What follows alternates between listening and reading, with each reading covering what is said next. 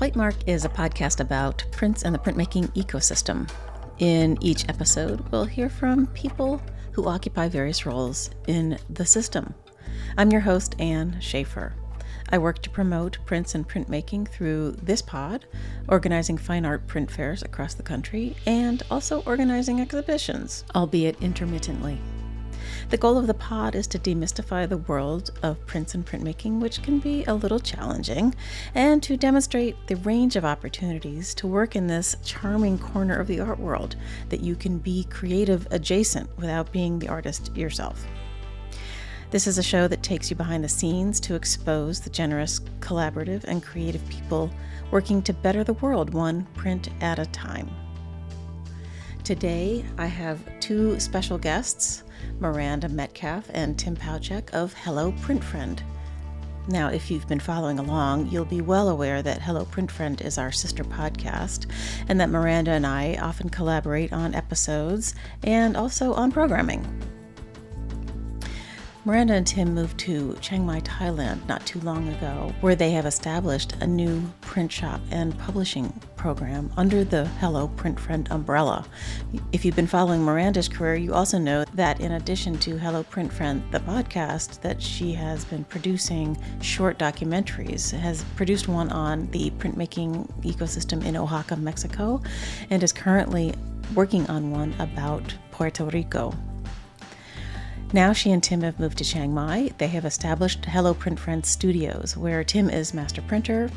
They specialize in lithography, although they do have an etching press and can print intaglio and relief prints there, although they don't have the setup to create etching plates. You'd have to bring yours. But they came on the show to tell us all about what they're doing, tell us about the incredible community they have found in Chiang Mai, led most by their friend, the artist Kitikong Tilokwattanotai, who, from the sounds of it, I would like to meet. But between him and other supporters, they have been able to open this shop, and they have the wherewithal to have an artist in residency program, and that's where you guys come in. They wanted to come on the pod to talk about it, to tell us about the publishing program and the artist in residency program at Hello Print Friend Studios, because you guys should go. It's a fun conversation. I think you'll appreciate their story about how they got to Thailand and how they managed to pull all of this together, which is so impressive to me. And I think you'll love the combo. Okay, housekeeping. I identify as a cis-het white woman, and I use the pronouns she, her. I record Platemark in Baltimore, Maryland, the land of the Piscataway Conoy people. Images that Miranda, Tim, and I talk about, they're not many, just of their shop really in Thailand, are over on platemarkpodcast.com. There's also, of course, that support and donate button you can hit and help me keep the lights on. I always appreciate you and your support. All right, let's get rolling. Miranda, Tim, how's it going? It's good. Good to see you, Anne. We love seeing you in person, digitally, New York, all over. Baltimore. I know. All the good places. I have to get to Chiang Mai. I know. Indeed. Chiang Mai. It's really great here. I have been watching you guys develop all of this stuff, and I couldn't resist the chance to ask you all about it. So, Miranda and Tim, thank you for coming on the show. And it is our great pleasure to talk to you about your newest venture, because it's so exciting. Thank you. Yeah, I mean, in a way, it's sort of like, how far back do you start? I think probably the real seeds of it were planted a little over 10 years ago. When I first came to Chiang Mai, Thailand, I met a wonderful artist, human being, now dear friend, Kitikong Tilokwattanotai, or just Kong, as he's known to those who love him. I met him at SGCI in San Francisco. And he invited me to come to Chiang Mai and visit his studio. He runs Chiang Mai Art on Paper here. And I thought, great. I thought I was going to get a holiday in Thailand. I did not realize that when you get an invite from Kong, he is picking you up at 8 a.m. and driving you 2 hours into the countryside to meet this incredible mezzotint artist who lives off-grid with his wife and children, who makes 3 by 6 foot mezzotints just alone in his, self-built studio, and then driving back into town and then getting lunch and then going to a famous painter studio and then dropping you off at 8 at night and doing that over and over and over again. So I was not having Mai Tais by the pool. I was getting introduced to the incredible contemporary art world of Chiang Mai, and it really changed my life. And I thought, this is an amazing place. This is unlike anywhere I've ever been before. The quality of the work that was being produced, the kindness of the people, the openness and excitement that everybody had for what was going on in this city was really intoxicating. And so a few years later, I met Tim at SGCI Atlanta, and then we got married at SGCI Las Vegas, and then we honeymooned in Chiang Mai. Yeah. Actually, my connection to Thailand also starts 10 years ago, I'm realizing, because at SGCI Milwaukee, I met our friend Joy, who was the then product manager at Gamblin Artist Colors in Portland. And I got an internship at Portland, at Gamblin, in the summer of 2014. So yeah, about 10 years ago. Mm-hmm. There was a restaurant in Portland called Pak Pak. And I was told to go to Pak Pak because they're like, oh, it's a northern Thai food. Like, it's going to be different than anything you'd eaten before. And I went, and I had the fish sauce wings and the somtam and the sticky rice. And, you know, I was like, oh, yeah, this is from Chiang Mai. So I was like, oh, I should go to Chiang Mai for the food. And so when we met and, you know, got married and engaged, all the things, Miranda said, oh, I have a friend in Chiang Mai. I was like, yeah, I'm sold. Let's go. So then we honeymooned. Yeah. And it was printmaking and sticky rice from then on out.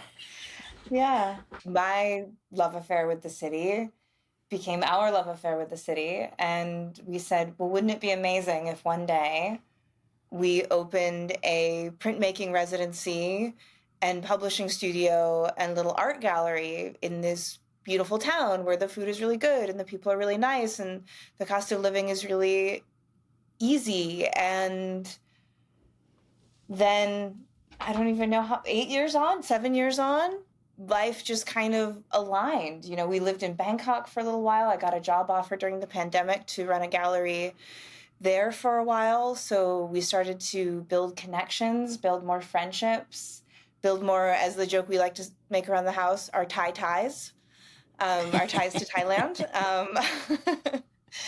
And, you know, we learned some Thai language there. And then the owner of the gallery that I worked for in Bangkok, SAC Gallery, his family has a building in Chiang Mai that they are in the process of wanting to fill with art spaces. And so half of it is actually Kong's painting studio, my old friend who started everything and who introduced me to SAC to get me the job there. And the other bottom half is our printmaking studio. So they came to us and they said, hey, we have this building in Chiang Mai. We would like to fill it with people doing art things, art studios. And you've talked about in the past opening a litho shop. Do you want to do it? And we said, well, of course we do. Yeah. And we kind of can't stress enough how much all of this has been possible because of Kitikong. We've interviewed him on Hello Print Friends, so if you haven't listened to that episode, you should. But like that first time when we were like, man, wouldn't it be awesome to run a studio here? Kong, right from the get-go, was like, well, you should. You know, it was, this isn't all us. Like, this wouldn't be, if we wanted to do this, but no one cared here, like, it wouldn't be possible. Yeah. Like, it's all possible because Kong was like, yo, like, if you guys want to do this, let's do it. Yeah. And he's introduced us to people. And he does this really great thing that we probably talked about in his episode where, like, he will let his students borrow a press for a year, and then he gets one of everything they make, right? So, like, he gets a printer's proof because they get one of his printing presses. And, like, right now, the litho press that I use is actually Kong's press. And so I give Kong printer's proofs of all the editions we're making. So I just can't stress that enough that, like, this is all possible because of our friends here. Mm-hmm, and Kong specifically. Kong and then Ung, who's the person I worked with at SAC Gallery, who really has been so supportive in us starting our business here, you know, supporting through all the insane bureaucracy of getting visas so we can stay here. Yeah, I mean, we owe everything to the generosity of of the people here that we know who's made this possible.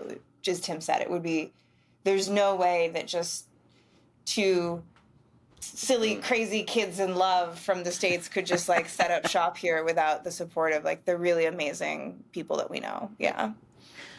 That was the first point I wanted to poke at a little bit, because, it sounds so romantic and everything, but it would be very difficult to do it without some support of some sort from real estate / presses / contact. Totally. And the other thing, I don't know how much your listeners are interested in the nitty gritty of Thai law, but no one who's not Thai can't even own a business here. So yeah, the way it works is like a business has to be 51% Thai owned. At least. So like we're 49% owners of our company. So our company is technically a Thai. Technically Hello Print Studios is Thai. Yeah. Wow. Yeah. And we're lucky that our business partners are very good friends, and it really works out. There's not really anything for us to worry about there. But yeah, you can't just come and set up shop because you want to. Like, you really kind of need to, I don't know, like, you need to try to be a part of the community. Yeah. And you can't own property. Effectively, you can't own property as a non-Thai person. You can't own land. You can own a condo in a building that's at least 51% Thai owned in the whole condo. So there's a lot that goes into it. Yeah. You can see why and how a country would want to do that. I mean, it makes complete sense in so many ways, and yet you're like, wait, but I want to do this thing. I know, but I think it's a really kind of natural reaction to have, but it 1000% protects Thai people and the Thai economy, because the way the bot performs on the global market is in the lower quadrant. And so without these safeguards, people from the States, people from Europe, people from other parts of Asia, they could come and buy massive beachfront property for the equivalent of $20,000 and it would be gone. And no Thai people would be able to, well, not no Thai people, but it'd be much more difficult for Thai people to live in the communities that they've lived in for an extremely long time, for the length of being the only country in Southeast Asia that's never been colonized length of time.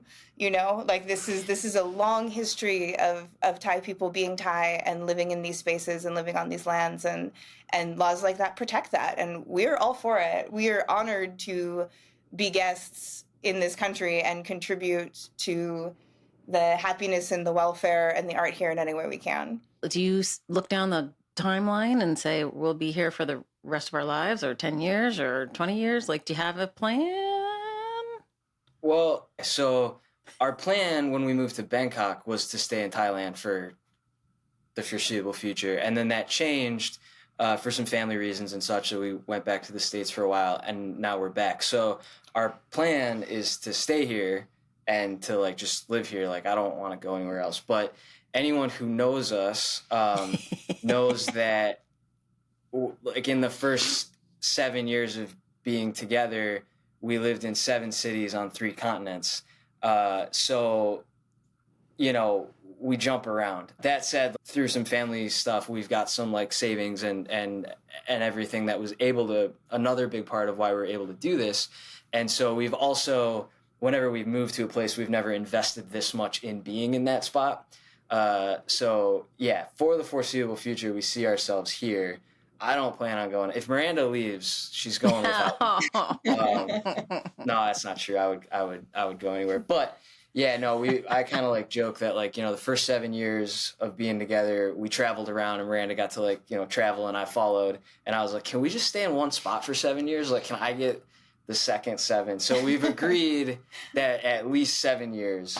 But then again, who am I to tell life that I'm not going to do something it's telling me I've got to do? So, right, like, the plan is to be here, but life happens. Well, and then the other, personal thing, just between us and all of your listeners, is that my mother lives here now with us too. And she's in her 70s, and she has cognitive issues. She has some vascular dementia. And so moving her again anywhere would be really disruptive for her and confusing. And, you know, here we get to just all live as a family where the weather is always nice and there's really, really good healthcare. And there's an absolutely incredible culture of love for older people, even if you're not related to them. So, you know, just seeing the way Thai people interact with her with such love and care, I can't imagine wanting her to live anywhere else, honestly. We came here and visited over Christmas the year before we moved, all of us, you know, so she could see it and she could decide, you know, is this a place you could see yourself, that kind of thing. And, you know, just the way our friends talked to her, like they called her mommy. Like we'd all go out to dinner and they'd reach across the table and they would touch her and they'd be like, "Mommy, have you had enough to eat?" And it just was like, I love my Western friends, but I've never seen one of them, you know, and she lived with us for years, so we spent a lot of time with her. You know, I've never seen one of them reach across the table and like lovingly grab her arm and ask her that question. We don't even do that. Well, I was going to say, I mean, it's such a cultural thing, right? Like, I've met your mom. She's lovely, but I didn't reach across the table either because it's, you know, it's just all what you grew up with, right? Yeah. Right. Totally. So as Tim mentioned, we ended up moving back to the States originally for family reasons. And then in a lot of ways, family reasons took us here too, you know, like wanting a really good life for her and really good care for her. And so, you know, I think we have a lot of different ties here now. The Thai ties. We have a lot of Thai ties right now. Exactly. But the whole thing, I mean, when you two met at SGCI, I mean, I know this doesn't happen, but like it feels like you guys must have aligned in all of your lists of what I want to do with my life and the lengths at which I'm willing to go to achieve all of these things, and I'm willing to go all the way around the world to do it, and family matters, and we're going to make it work. Like, it's really bold, and I'm so in awe of the two of you. Yeah. I mean, I feel like it's hard won, though. Yeah. You know, and I think that's like what doesn't make it to social media, of course, right? Is that you have to really want it, and you have to be willing to learn and grow and make mistakes and forgive and be really uncomfortable and not turn on each other. Yeah. When you're both really uncomfortable. And I mean, we shared this we did a talk together with Taro and some other people at SGCI in Madison, I think, and about like kind of being with like having a partner in the arts and how do you know, deal with it. And then we were there together because but I mean, we shared that like by the end of like our time in Australia, like by the time I like was finishing grad school, like we you know, that was like the first 2 years of Pine Copper Lime at the time, Hello Print Friend. I was finishing grad school, and we actually like weren't sure if we were going to stay together. It was fucking brutal, you know. And then we thankfully had a lot of people in our lives that helped us through that hard time, and like marriage counselors and all the things. But yeah, like Miranda said, like it's all happy and fun on social media, but like it was dark there for a minute, you know. We almost didn't make it through. Yeah. So it's not like, wow, we met in fireworks and then no more pain. We like to, like, our kind of, like, catchphrase around the house is be like, we're going to do this thing, and then there will be no more pain. Yeah. And there's always fucking pain afterwards. Yeah, it's really disappointing. It's the worst. Yeah. Yeah. But if you, listener, come to do our residency in Chiang Mai, Thailand, then no more pain. All right. Yeah. So let's talk about the plan for this. Well, let's talk about how it's relating to Hello Print Friend as it started, which is still going. And how are you describing it, and how are you managing all of the things? As people may know, I am the voice of the English side of the Hello Print Friend podcast.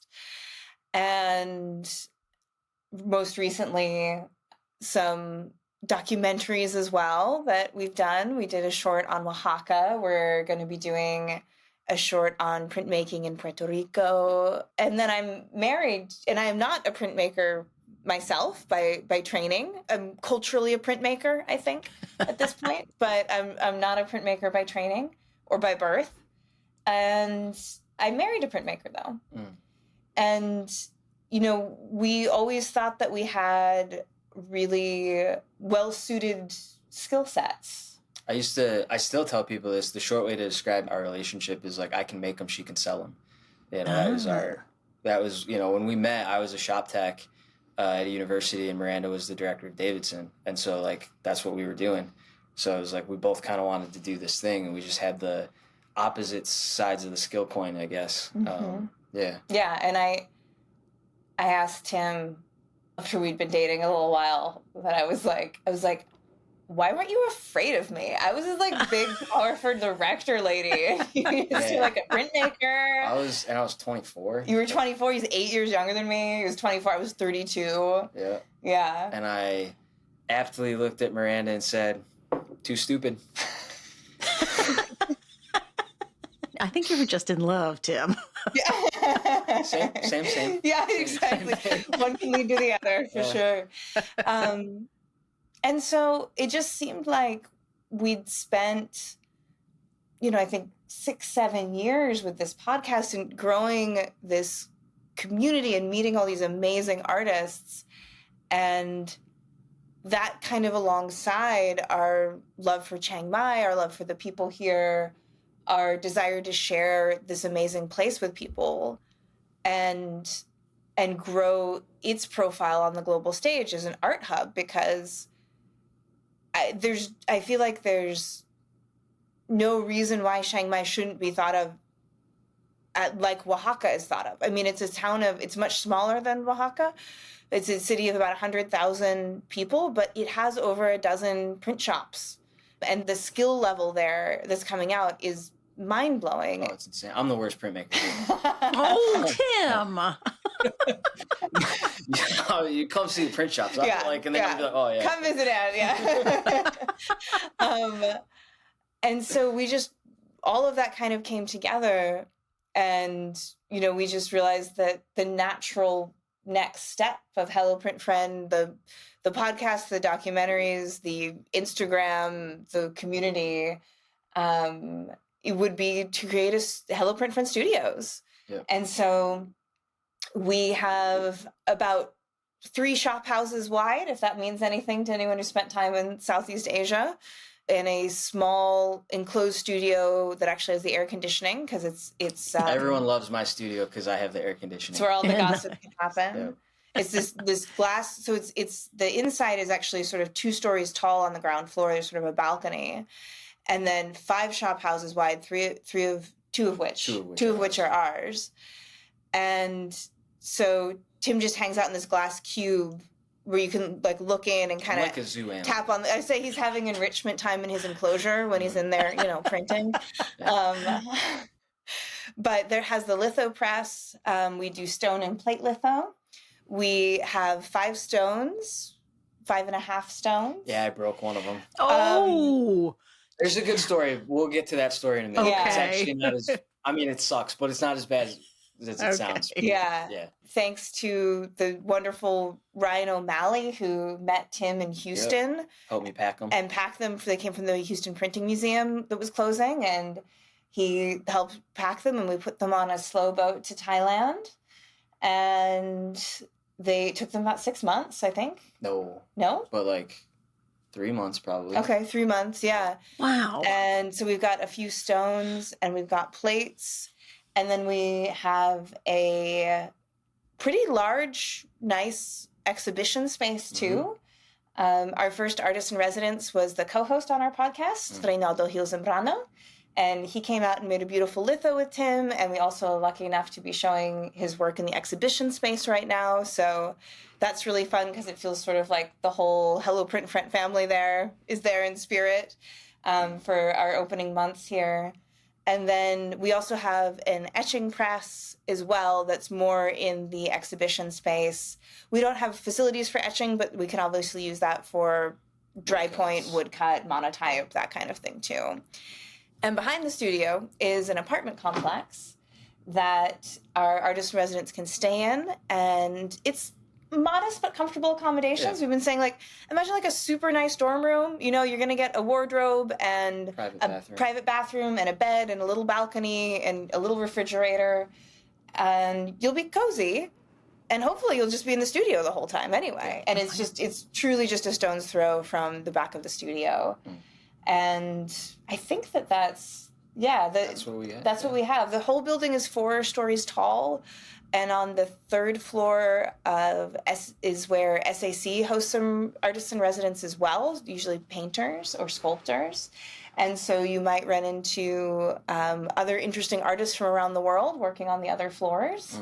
But yeah, mostly the whole downstairs will be our artists in residence. They can draw and print, or like how it worked with Reynaldo and then also Swoon, Caledonia Curry, who was there at the same time, who was our second resident by just like 2 days. She came like 2 days after Reynaldo did. They did it at the same time.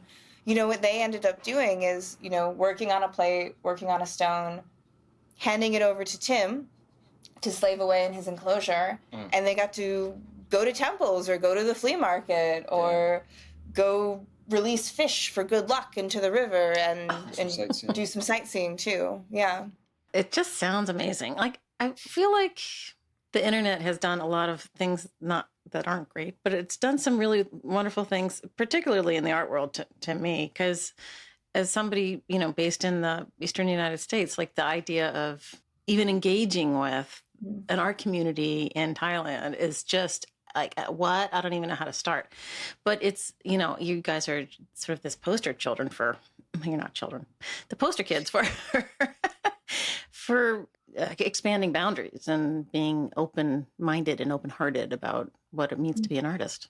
Well, I think like maybe like when you originally said like this kind of next step for the podcast, I mean, like when we started it, it was towards the goal of opening a studio. You know, we talked about wanting the studio together on our honeymoon. We didn't start talking about the podcast until we moved to Australia. And, you know, part of that was like Miranda had the foresight and the brilliant idea to be like, hey, like this thing doesn't exist. She liked the podcast. She's like, this doesn't really exist.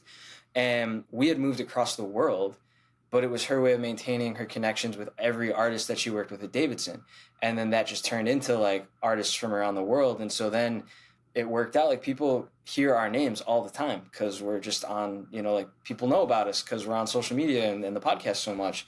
And so that kind of opened up these opportunities, which was pretty awesome. So like, you know, the podcast was to get us to where we are right now. Truly, like that's, you know, like so many good things have happened with it, but we definitely started it to keep those connections and build something while I was in grad school and doing that work. So it's like we couldn't start a shop yet. I was in grad school, but we could do kind of like the footwork for building up to that point. Yeah, and creating a platform that we could then, you know, use to share the exciting things that we're doing with it, and a kind of a global presence. One of the stories I've been telling that illustrates how effective my scheme was is that when I was in Oaxaca with Reynaldo and our other collaborator, Christian, who does the actual filming part of what we do, we walked into La Buena Impresión. We didn't have an appointment. We just were, all the print shops there are so close together. We just, you know, someone was like, you have to go to this one. So we walk in the front door and there's an artist there waiting for his touche to dry on this big litho stone, and he looks up and he kind of does a double take and he just says, "Hello, print friend? I just messaged you on Instagram." This is really, really wonderfully talented artist, Sebastian, who I'd talked with a few times over the years or shared some of his videos on Instagram, but he had just texted the Hello Print Friend Instagram account. And then here, Reynaldo and I just walking in through the doors of the print shop he's in. And it's just those amazing moments. And I totally agree with you about the internet being like, ooh, it's done some things. But, you know, in what universe would we live in which that would be possible without this incredible way that we connect and stay connected to people who love and are passionate about this corner of the art world that we're just total simps for. But also, I mean, you were prescient, really. I mean, you started the podcast in 14 or 16? November of 2018. Mm-hmm. Oh, 18. Oh, gosh. Okay. Yeah. But like recognizing that it could be this tool of establishing your relevancy, really, I think is what it does almost the best. And keeping you in the sort of mind of all of the people who listen. Like it was brilliant. About the brilliance, I say this every chance I get since we're recorded. I want it said again. It was Miranda's idea. I was like there for it in theory, but then when we started to have to do all the work for it, I hated it. I didn't want to do it. I thought it was awful. And this is the best marriage advice for anyone out there. You were right. I was wrong. And I'm sorry. And that needs to be on record. And I say it every chance I get because it's true. It's true. It's her idea. The podcast, it's all, everything. It's her idea. Thank you, Tim. Yeah. Mm-hmm. That was very sweet, Tim. But I mean, let's face it, it's a, pardon my French, everyone, fuck ton of work. It's a fuck ton of work. So much work. Yeah. And back then, it was even much more work. because there was no structure for programs that will level things regularly automatically for you, programs that will take out ums for you automatically. I used to cut out every single by hand in GarageBand, just tiny. Yeah. He was just in this like. It was like Dickens-esque. He's in the factory, just like, with his eye going blind, pulling out these tiny ums. Yes, it's gotten much simpler, which is wonderful for all of us. But I'm so curious, Miranda, and we've talked about this over the years. Why is it that there's just like 3 of us doing this in print? I don't understand. Because it's a lot of fucking work. Yeah. I mean, there's a lot of room here, I think part of it has to do with the fact that, as we've spoken to, it's a fair amount of work. Mm-hmm. But also, I think a lot of people have been kind of infected with this idea of scalability, whether or not they even know it by that name.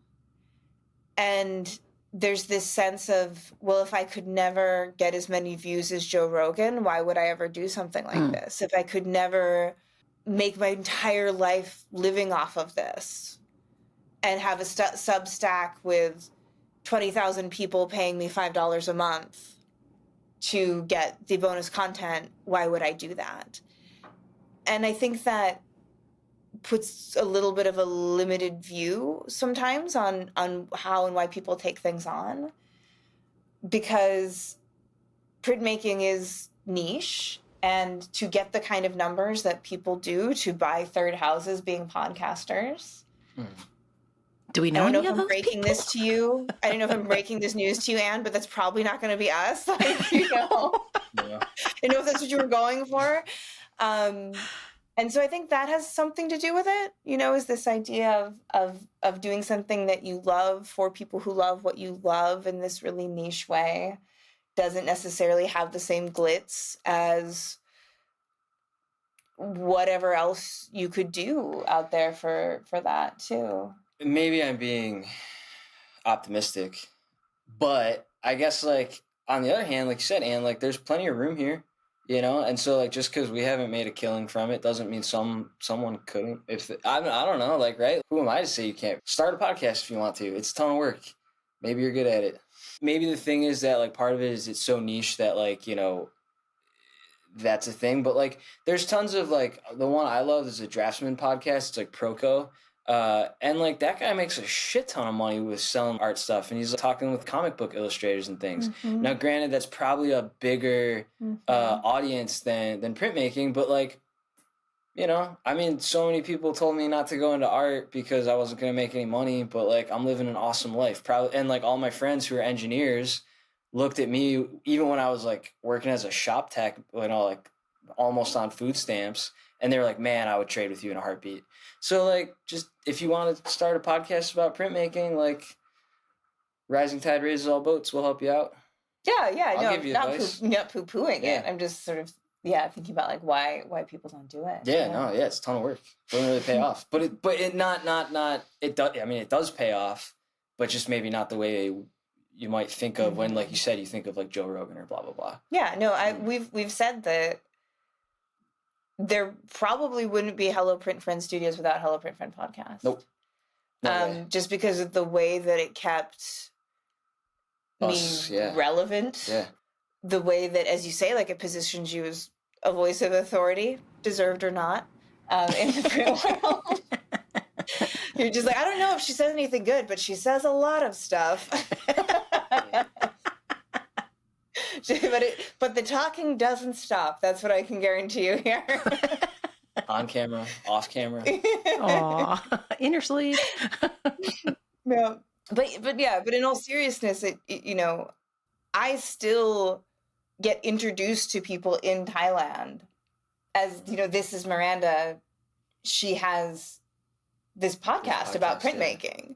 And I think it is something that people can hold on to, that they sort of understand that I'm a proven producer in some way. Mm-hmm. I think that has its significance too. So yeah, it's definitely, if not in a way I can really point to A then happened, then B then happened, then C then happened, I just know in my bones that the podcast got us the studio. Mm-hmm.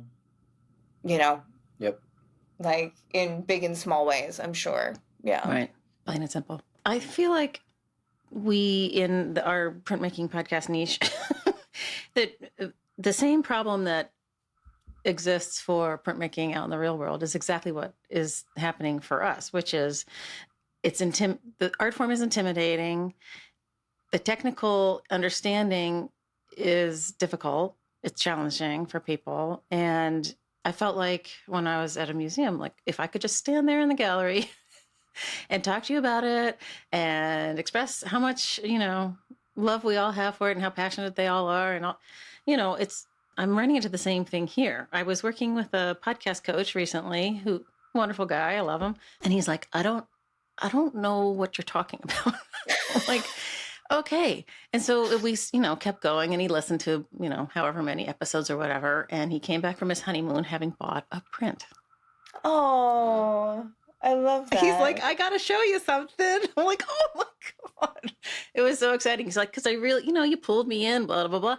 So he's interested. But his best advice to you and me is to expand the thinking about printmaking, in all of the ways that it goes, because there's a bazillion of them. Luther mm-hmm. talks about this all the time, about, we're printing skin for surgeries and stuff like that. But his best idea was, which I haven't done, is to start talking to the skateboard art decal people and to do like a history of that kind of, illustration. And I'm like, okay, that's a lot of work. So there you go. We just identified a gap for the fourth podcaster. There you go. Exactly. Like there's, if somebody could get the energy up to dive into these other worlds that are tangentially related to print, because print's everywhere, you could open up. Yeah. I mean, it's funny. I've heard various forms of that advice as well. That's just like everything is print.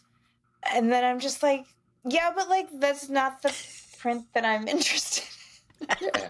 No, which is fine. I think, like I said, like, I mean, that like really speaks to like what Anne was saying. Like, Mm-hmm. why is there only a couple of us? And maybe you look at it and you think like, oh, well, Miranda and Anne are already doing it. Like, there is no, but, like, what if, if someone's like, what if Dylan wanted to do a podcast on skateboard print and, like Doggone Press could run that, right? Or Mm-hmm. whoever, right? Maybe there's some other person who's interested in that. That's like, oh yeah, I'm just gonna. Then you talk with designers and printers and wood manufacturers, right? And you could expand it, right? Like we talk to very specifically, like these are artists working in printmakers. We interview them one-on-one. We ask these kind of questions. But yeah, like you said, like there is so much else out there that like if you're interested in it, there's room, and it is all interesting. Yeah, make it. Yeah, I do. I mean, I feel like, Miranda and I didn't know each other before I started my podcast. I was like, oh, I should talk to her. And we've discovered that, as we say, there's plenty of room. Like that we're orbiting and we crisscross every now and again in our Venn diagram, but there's so many, it's just wide open. Come on in, people. The water's fine.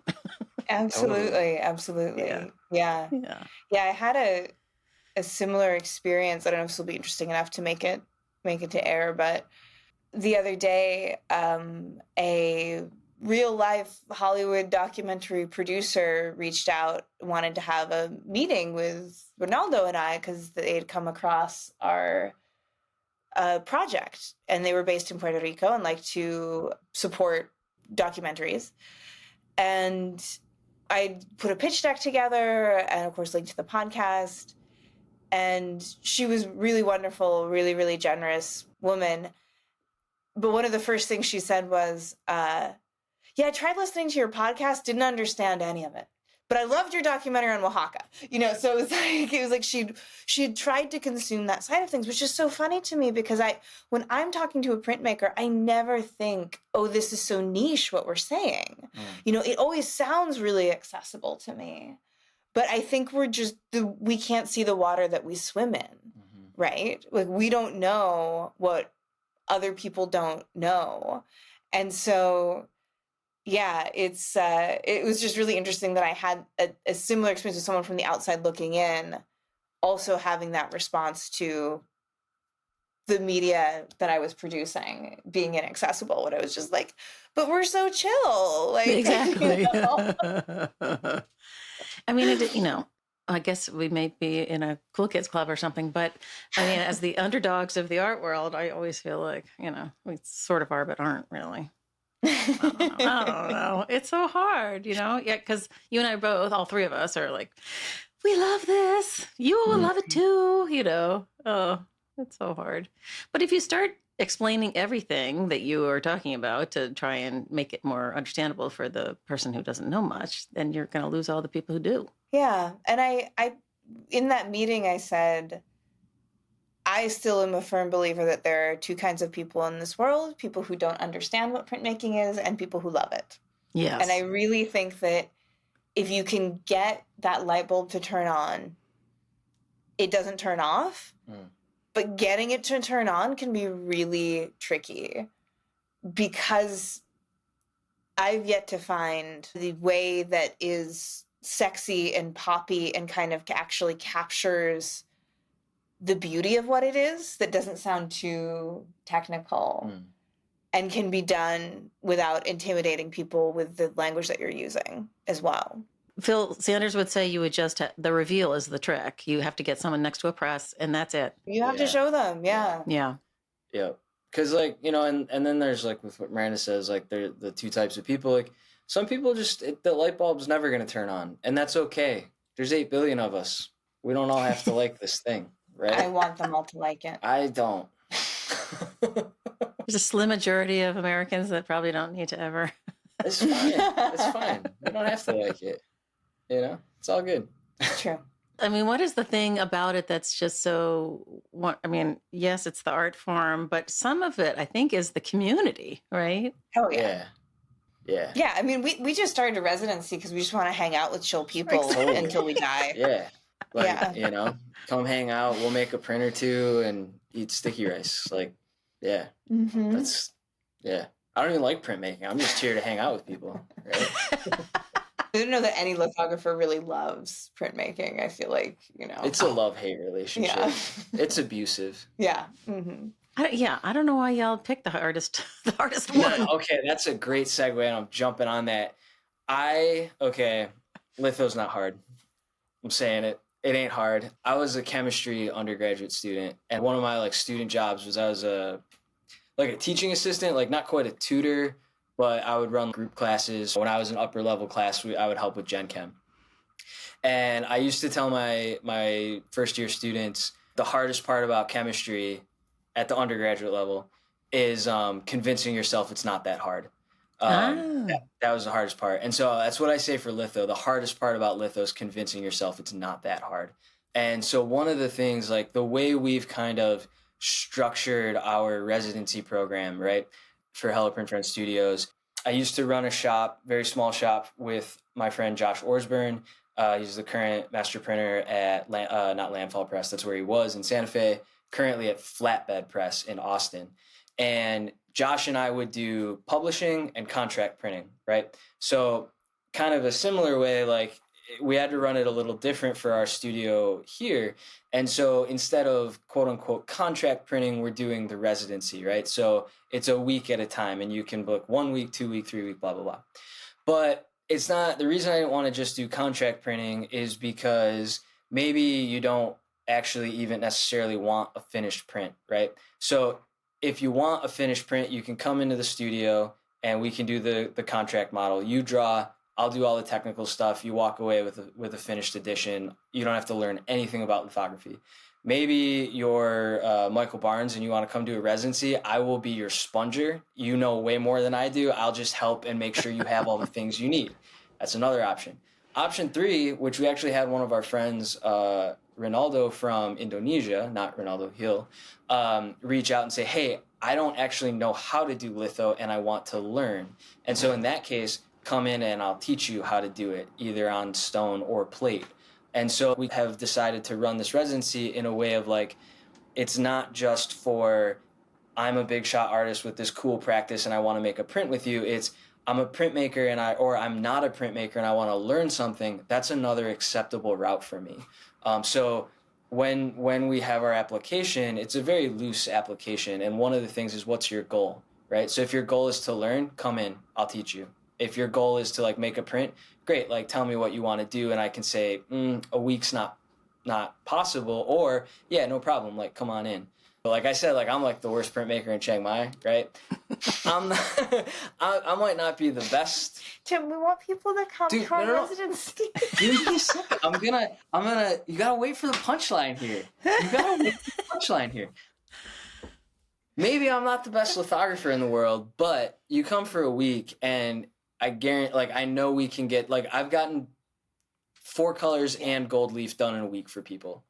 So, like, I might not be the best, but I get shit done, right? So when Ronaldo was here, we did an edition of 20 on 22 by 30 inch paper or 56, 76 centimeter paper, depending on what part of the world you're in. It was 4 colors and gold leaf in a week. When Callie was here, we made 3 separate editions. Granted, they were only about 10 prints each. One of them, though, was a completely variable edition, so 2 layers of litho that was all the same, and then Shinkole with her paper cuts that was all different. So that was 40 prints plus gold leafing. We did that in a week. Kong, we did 200 2-color prints, so that took us maybe like 3 weeks. I had a girl come in for a 1-day workshop. She was like, yo, I like don't know. And I was like, all right, let's start. And we were going to just do 1 color on stone. But she was super chill, drew really quick, was like down to just like have a good time. We only made 4 prints that day, like 4 impressions, but we made a 4-color print in 1 day. Our residency is like open and varied for what you want. And so I think when you're filling out our application, if you do want to come, just like let me know what you want to do. We'll figure it out. But like I'm going back to like where I started on this. Litho's not hard. Just saying it. Litho's not hard. Come do it. Come hang out in Chiang Mai. We'll print lithos and we'll eat something. Mm-hmm. We'll eat something. Yeah. Is there a checkbox on the application that says, "Are you a nice person? Will we like you?" Yeah. It's the between the lines, like, you know. Right. We do. Look, we've run a podcast for 6 years. We're good researchers. We'll find you. Yeah. Well, that brings up another great question. So people can apply to it, but you can say no, and you can say we won't have enough time to do all that stuff. But you're also seeking out people you want to work with as well. Yeah, and so that's again, yeah. So I guess sort of speaking of like the technical terms that our podcasts are just rife with, that makes it so inaccessible that we can break down. You know, that's the difference between being a publisher and being a residency. Is a publisher backs the creation financially and logistically of the prints. And then there's many different models of how that shakes down, depending on what the artist and what the publishing body wants. But usually what will happen with us is that we'll end up with some of the edition that we can then have, sell, show, take to maybe the Brooklyn Fine Art Print Fair one year, when we build things up and have a booth representing artists who have come to our residency. versus an artist residency in which if someone wants to come and make an edition, we would just keep the printer's proofs for that. So, they would get their whole edition. They would pay to come, stay, have all access to all the materials, have access to Tim, and they would fund their own experience and then therefore get the whole edition. And that's the distinction there. Yeah. So certain artists, we would just invite because we think that for sure their work will be sellable, their work will represent like the best of what Tim can do. Which isn't much. Oh, Tim. The worst photographer in Chiang Mai. I think it's a good tagline. Yo, you gotta be that thing, right? Like, yeah. Just go to our Instagram. You'll see he makes great prints, but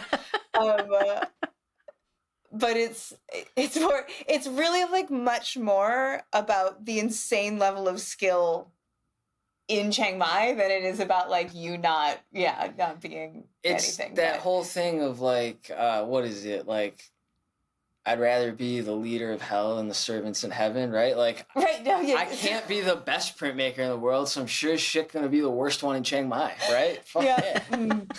Yeah. Which is no bad thing. Yeah. Look, mm-hmm. It's a slogan. Yeah. Yeah. The Hello Print Friend Studios. The worst printers in Chiang Mai. You could be on the Chiang Mai tourism board. Yeah. I was gonna say like Hello Print Friend Studios. I'd rather be king of the damned than a servant in heaven. Hello Print Friend Studios. Yo, but you can cut this out if you want or leave it in. I'm fine with either. But like, I'd rather like just for the weather and the food, I'd rather be the worst printmaker in Chiang Mai than the best printmaker in like Dunkirk, where I'm from. Right? Like, Chiang Mai is great. Come hang out. Yeah. Nice. I'll crack some jokes. Did I glean from the Instagram that you are doing tattooing, Tim? Yeah. I'm tattooing as well.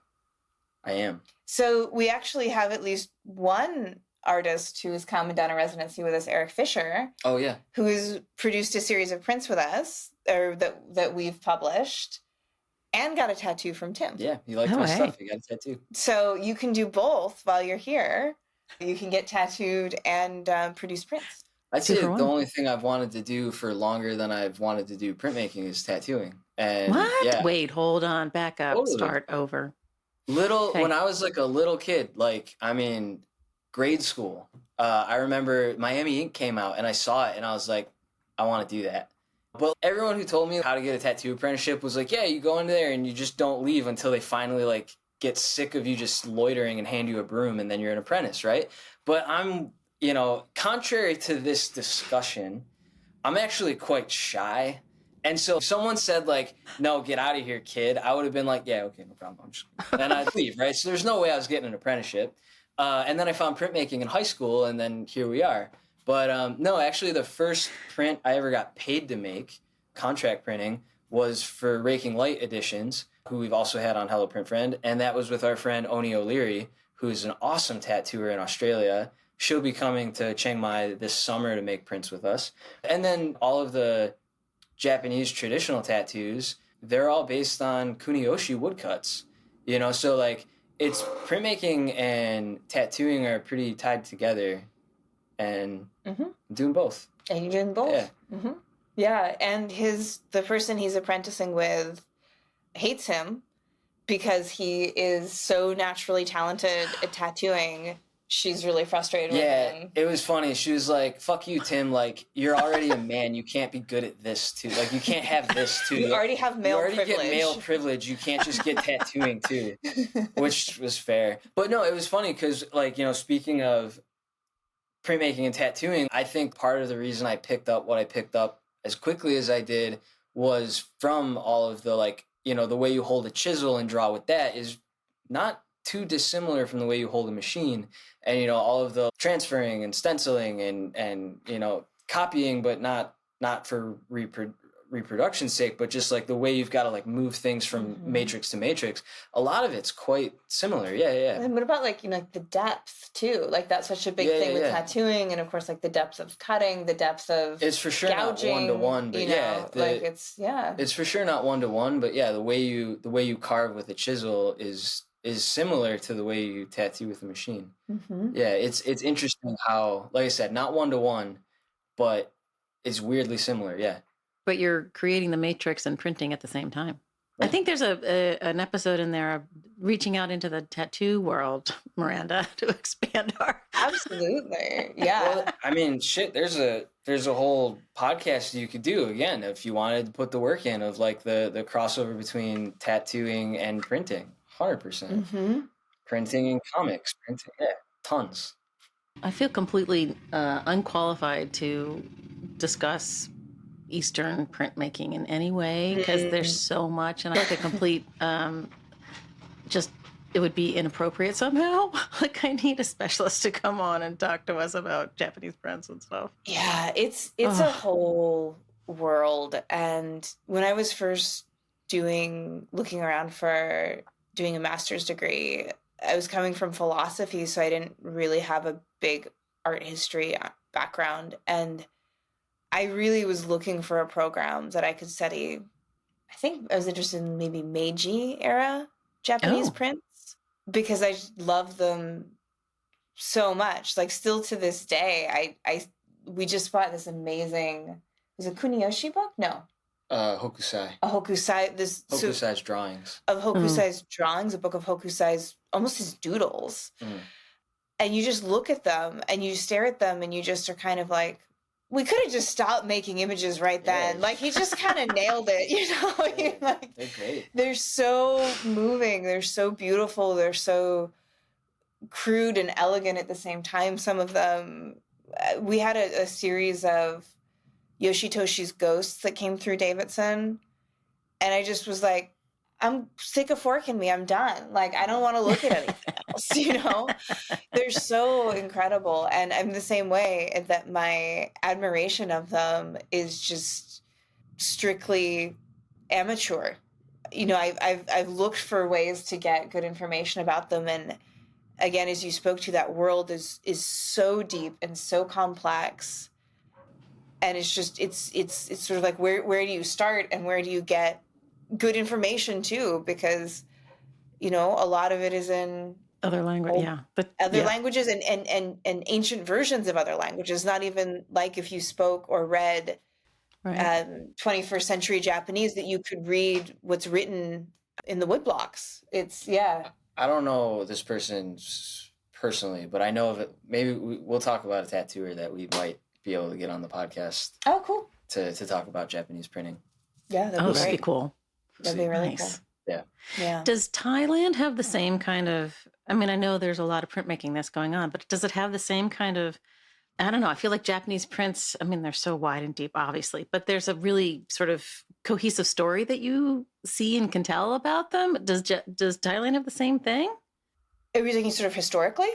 Speaking, or so really interestingly, Thailand is a culture without a very long print history. And Kong actually talks about this on his episode of the podcast more in depth and probably better than I will here. But they had a history of temple rubbings, and they had a history of carving into leaves and pressing ink into that to create books. But they never transferred it. So it's more like a dry point that you don't print. Yeah. So it really, printmaking really came to Thailand with Western influence. And Silpakorn, through Silpakorn University, which is a university in Bangkok that was started by an Italian man. And, there's a very, very recent history of printmaking as we understand it as etching, woodcut, lithography, screen printing, which is kind of fascinating.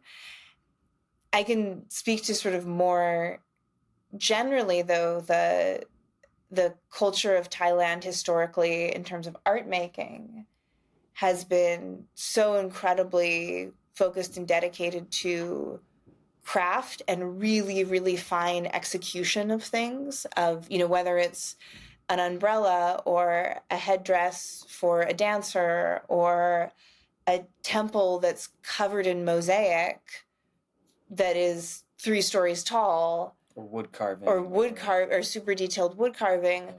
And so once printmaking is, as we define it as European and European descendants, once it enters the history of Thailand, it's just like a fish in water, because there's so much focus already on precision, on method, on craftsmanship. And so the prints that are done right now in Thailand, the level that they're executed at, even at the BFA level, is kind of mind-blowing. You'll wander into a show at like BACC, the Bangkok Arts and Cultural Center, and you will see these incredibly executed 12-plate lithos that are done by someone who just came out of an undergrad. And they're all hand-drawn plates, color separations, everything. They look like the photographs. They're insane. Wow. And I went to visit CMU, and everyone that I've met here is just super nice and humble. I'm the only one making the joke that I'm the worst printmaker in Thailand, right? I go and visit people who are so skilled at what they do, and they want to see my stuff and they like it, and they're talking, and it's oh, this is great. And we trade ideas and things. No one looks at my stuff and says, that's it. Everyone's super welcoming, right? As far as Miranda was saying, with quality, I went to visit some of the students at CMU, Chiang Mai University, because I'm friends with one of the etching professor there. And I walked in and offered the one girl a job. I was like, yo, do you want to be a printer for me? I think she thought I was joking because she didn't really respond. Plus, language barrier. But I saw this girl's prints. She was a 3rd year. And I was like, man, I know who we're hiring if I need a printer, right? Seriously. So the level of craftsmanship is just amazing. And like I said, I think maybe even better is that everyone's really good at what they do, and everyone's super nice and welcoming. And I go to an art opening and 6 people come up to me and say hi and want to talk and are happy to see us. It's such a good, again, you come to printmaking for the community. I've never been anywhere like Chiang Mai. I have more friends here than anywhere else in the world. It's awesome. You haven't even been there a year. I know, yeah, right? We're back for not even a year. We lived in Bangkok for a year. And then outside of that, maybe 2 months total in tourist travels. And I have so many friends here just because everyone's down to hang out, have a meal, make something, do something, and just be nice and have a good community. Yeah, It's awesome. Chiang Mai has a pretty big Western European American population. I hate calling them expats because why do they get to be expats? Immigrants. They're immigrants. Exactly. Yeah, we're immigrants. Exactly. Yeah. It's interesting. It's changing. It was always been very popular with tourists. The Thai economy has always been very tourist-based. The Thai culture has a long history of being incredible hosts, incredibly generous culturally to visitors. But recently there have been a few new visas introduced to attract remote workers. Oh. And I've been coming here for 10 years and there's never been anything close to it. So, we have our visas through our business that we started. But as we mentioned at the top of the hour, that's a complex process that, you can't just sort of drop in and do. So really for the first time, if someone is doing remote work, they can come and live in Thailand for up to 5 years. And so that's really increasing the immigrant population from all over the world. So not just European countries and North America, but people coming from China, people coming from Korea, people coming from Japan, people coming from Australia. And so it's actually a really interesting time. Chiang Mai is an incredibly international city. One of the things I tell people is that you could come here only speaking English. Not that you shouldn't try and learn Thai, but if you come here, for a week and you can't get a handle on much more Thai than hello and thank you, you are going to have a much easier time navigating being here as a tourist than you would in Oaxaca not speaking any Spanish. English is spoken almost everywhere, at least to the degree to get whatever it is done. Get your food order, figure out how to make change for the laundry mat that you're going to do your laundry in, and, learn what something is made out of if you go into a crafting community. And so, yeah, it's a really, really, really international place. And the shared language is English, so we'll be in Hello Print Studios, and you'll have an artist in residence from Korea who's talking to a visitor from Luxembourg, and they're speaking English. That's the shared language. So if you're a native English speaker, you're really fortunate in that you can really get around and talk to most people here, at least to the extent to make pleasantries and get what you need. Mm-hmm. Yeah, no, like Miranda really said it. If you can say, really, you don't even need to say this, but like if you could say hello, thank you, and then you're just like a generally nice, polite person who can take it kind of easy because you're on vacation or whatever, you're just fine. And then if you're like me and you can eat spicy food, you're really going to be fine because then everybody likes you too because you're like, oh, wow, okay. Yeah. But even if you couldn't say hello and thank you, if you're just polite, people here just take you in. Everyone's super nice, yeah. If you're rude, check that box before you apply to the residency. One of the stories that, like, dickhead, question mark? No need to apply. One of the stories that we tell to illustrate some of this generosity and just sort of the amazingness of Thai people. When we were living in Bangkok, at one point, Tim was moving a small printing press. It was like a tabletop press, but it was up on a stand with wheels, still quite heavy. All the presses here are made out of steel, so they're like, they're heavy. Yeah. Wow. Yeah, and they're all bespoke, basically. There's a Thai version of Takish, basically. Nice. Yeah, like there's a guy Piban Cha who makes all of the presses in Thailand. It's pretty awesome. Yeah. Yeah, and so anyway, maybe you should tell it. Yeah, so you're moving this press. Bangkok is. Let me set up. You tell it better. No. So Bangkok is 10 million people. So just imagine like Bangkok is New York City. New York, right? We're in like a local borough in New York City, and Tim is in flip-flops in the rain. Not the rain, but in flip-flops. In the rain. Okay, he's uphill both ways. It's snowing. Okay, you go. Just to set the stage. So think of this compared to New York City. So Kong lets me borrow one of his presses while I'm there, and it's like a 1 foot by 2 foot. It's small, but it's heavy, and it's top heavy because it's on this stand. And I'm in flip flops because I'm in Thailand, and everyone wears flip flops. And so I get it out of the back of Grab, which is Uber, and the guy drives off because I'm gonna just wheel it down the street to my house because it's like right down the street. It's no big deal, and it's a small one. Like even though it's heavy, I can lift it by myself if I need to. So what I don't realize is that one of the wheels is still locked, so it's not actually rolling. I'm like sliding it, and it's a Thai street, so it's not the most even thing in the world, and it starts to tip over. And I catch it, and they have taxi drivers, but they're on motorbikes. They're the Win motorbike taxis. 2 of the guys go out to each of the sides and stop traffic because there's going to be cars coming. So they stop traffic so that the traffic knows not to keep driving. The other motorbike taxi comes and helps me grab it so I don't drop it on my foot and gets it up. And I'm like, oh, great, thank you. And he helps me get it out of the main street onto like my little alleyway. And I'm thinking like, oh, okay, I'll just take it from here. He doesn't let go. He takes it all the way to my house with me, like all the way down my street, which isn't that far, but far enough, and then helps me get it into the house. And I go to pay him, right? Like I don't have a ton of money on me, but I'm going to give him at least, 100 baht or 200, whatever it is, like I've got in my pocket. And he's like, oh, no, might be lie. It's all good. Like, good job. What? And he just goes, right, so like imagine being in, Chelsea and you're about to drop a press and there's 3 taxi drivers sitting there. Are they going to help you and then not take a tip, or is that thing falling on your foot, right? Like, so it's pretty awesome here. Yeah. That's great. Yeah, I feel like taxi drivers are just like the archetypal cranky, Yeah. character in any major city, but in Bangkok, they're amazing. I mean, so Bangkok's Thai name, well, it's actually Krung Thep.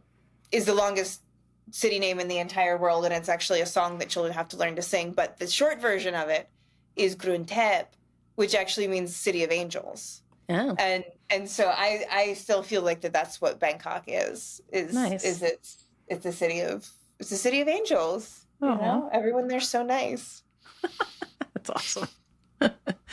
Well, you guys appear to have landed squarely in the most wonderful place on the planet, and I couldn't be happier for you. Is there any last things you want to tell all the peoples about what you're doing? Yeah, I mean, I think just like thank you for the opportunity for us to gush about what we've been up to. And we really hope you can come visit and come and bring the family, have a holiday. We will show you the best time. We will show you a dozen beautiful print shops and waterfalls and ethical elephants and, well, elephants ethically, I should say. All elephants are ethical. But here you can see elephants ethically is a better way of putting that. Okay. And get a tattoo. Yes, get a tattoo. Get an ethical tattoo of an elephant. And if people are interested in learning more, we're just at helloprintfriendstudios.com. You can apply for the residency right there. And at some point, we might do a more formal application with an opening and a closing, to kind of try and fill out really autumn 2025 is what we're looking towards.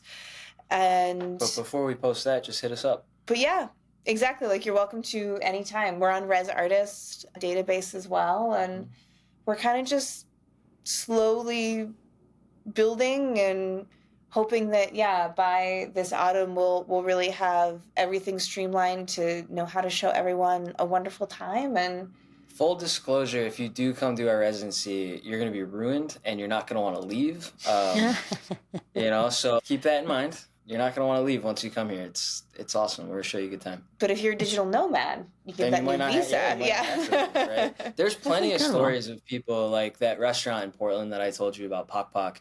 The guy who opened that restaurant lived in Chiang Mai for 6 years, and his thing was like, I came for 6 weeks and I stayed for 6 years. Mm-hmm. I mean, we basically did the same thing, except we left a couple of times in between. But no, it's great. So come hang out.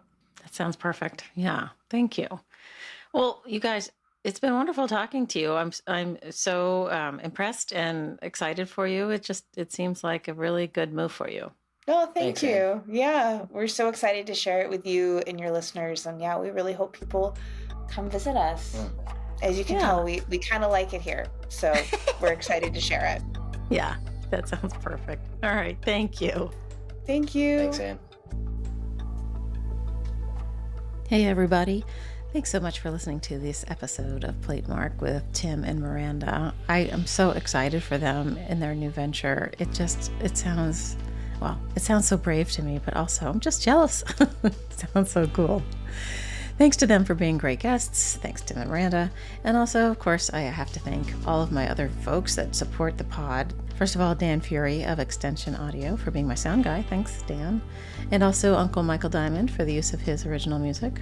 And lastly, Skip Barnhart and Lee Turner, who sent me sounds from their studios that make up the soundscape at the top and bottom of each episode. Images are over at playmarkpodcast.com. You guys know this. And also there's that support and donate button just winking at you, saying, come hither, click me. It would help me keep the lights on. And I'd appreciate it. All right. We'll see you next time.